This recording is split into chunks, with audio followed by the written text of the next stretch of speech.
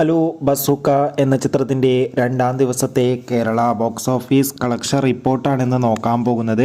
വീഡിയോയിലേക്ക് മുൻപ് video like ചെയ്യുക, ചാനൽ സബ്സ്ക്രൈബ് ചെയ്യുക. മാർച്ച് ഏപ്രിൽ മാസം അങ്ങോട്ട് ധാരാളം ചിത്രങ്ങൾ OTT റിലീസ് ചെയ്യുന്നുണ്ട്. നമ്മുടെ ചാനൽ ഭാഗം പരിശോധിച്ചാൽ നിങ്ങൾക്ക് കാണാൻ വേണ്ടി സാധിക്കുന്നതായിരിക്കും.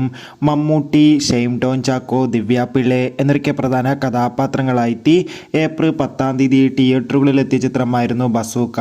ചിത്രത്തിന് ഇന്നലെ രണ്ടാം ദിവസം അത്യാവശ്യം ഒരു അഭിപ്രായം തന്നെ കേരളത്തിൽ നിന്ന് സ്വന്തമാക്കാൻ വേണ്ടി സാധിച്ചിട്ടുണ്ടായിരുന്നു. അതുകൊണ്ട് തന്നെ എല്ലാ സിനിമാ പ്രേമികളും ഒരേപോലെ ചിത്രത്തിൻ്റെ കളക്ഷൻ റിപ്പോർട്ടും അറിയാൻ വേണ്ടി കാത്തിരിക്കുകയായിരുന്നു.